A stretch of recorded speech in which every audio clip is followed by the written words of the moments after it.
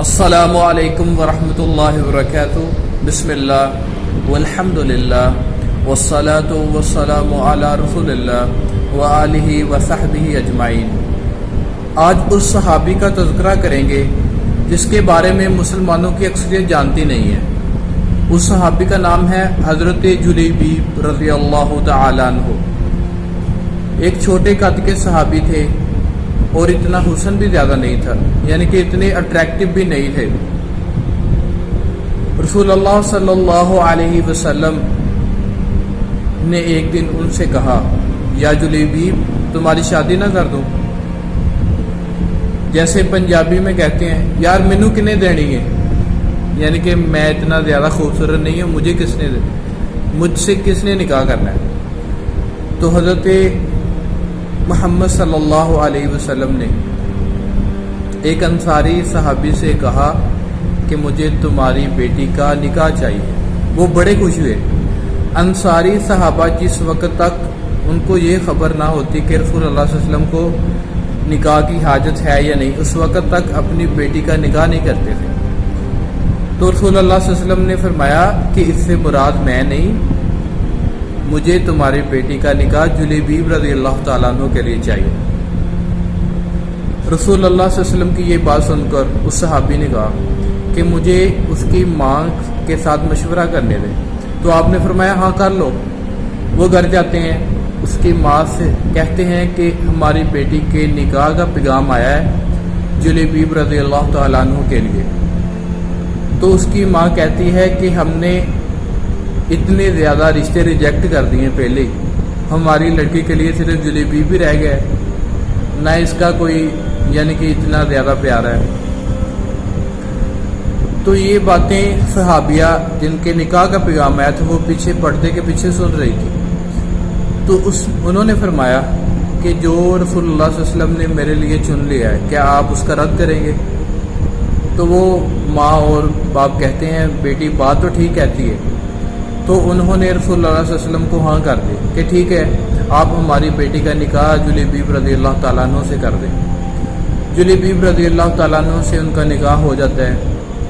جلیبیب رضی اللہ تعالیٰ عنہ بڑے اچھے اخلاق والے تھے، یعنی کہ مزاحیہ آدمی تھے۔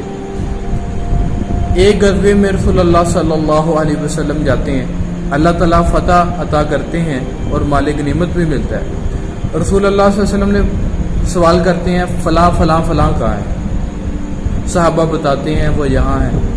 3 دفعہ آپ نے فرمایا کہ فلاں فلاں کا ہے۔ تو آپ نے فرمایا میری مراد جلیبیب رضی اللہ تعالیٰ عنہ ہے، وہ کہاں ہے؟ جب ڈھونڈتے ہیں تو دیکھتے ہیں کہ رسول اللہ صلی اللہ علیہ وسلم ڈھونڈتے ہیں صحابہ کے ہمراہ، حضرت جلیبیب رضی اللہ تعالیٰ عنہ کے ارد گرد 7 کفار مرے پڑے ہیں۔ تو رسول اللہ صلی اللہ علیہ وسلم کہتے ہیں کہ اس نے 7 کو قتل کر دیا اور خود شہید ہو گیا۔ تو رسول اللہ صلی اللہ علیہ وسلم اس کو اپنے مبارک ہاتھوں پر اٹھاتے ہیں۔ صحابی بیان کرتے ہیں حضرت ابو برزہ رضی اللہ تعالیٰ عنہ اور حضرت انس بن مالک رضی اللہ تعالیٰ عنہ کہ رسول اللہ صلی اللہ علیہ وسلم کے ہاتھ اس کے لیے 4 پائی بنے ہوئے تھے۔ رسول اللہ صلی اللہ علیہ وسلم نے اس کو اپنے مبارک ہاتھوں پر اٹھایا اور 3 دفعہ فرمایا ھذا منی وانا منہ، ھذا منی وانا منہ، ھذا منی وانا منہ۔ یہ مجھ سے ہے، میں اس سے ہوں، یہ مجھ سے ہے، میں اس سے ہوں، یہ مجھ سے ہے، میں اس سے ہوں۔ اس سے پتہ چلتا ہے کہ بہترین انسان ہونے کے لیے اس کے لیے اچھا حسن ضرور ہونا ضروری نہیں ہے۔ ان اکرمکم عند اللہ اتقاکم، تم میں سے بہترین وہ ہے اللہ کے نزدیک جو زیادہ پرہیزگار ہے۔ رسول اللہ صلی اللہ علیہ وسلم نے صحابی کی شان دیکھیں، 3 دفعہ فرمایا کہ یہ مجھ سے ہے، میں اس سے ہوں۔ اس صحابی کا جنازہ خود پڑھایا، اس کو لحد میں اتارا۔ کیا شان ہے حضرت جلیبیب رضی اللہ تعالیٰ عنہ کی، اور ہم میں سے اکثریت اس کا نام بھی نہیں جانتی۔ اور رسول اللہ صلی اللہ علیہ وسلم نے دعا دی کہ یا اللہ اس کے گھر کی معیشت کو کبھی تنگ نہ کرنا۔ اور تابعین اور صحابہ بیان کرتے ہیں کہ ان کی شہادت کے بعد سب سے زیادہ رونق ان کے گھر میں ہوا کرتی تھی، اور سب سے زیادہ خرچ کرنے والے بھی وہ صحابیہ تھی.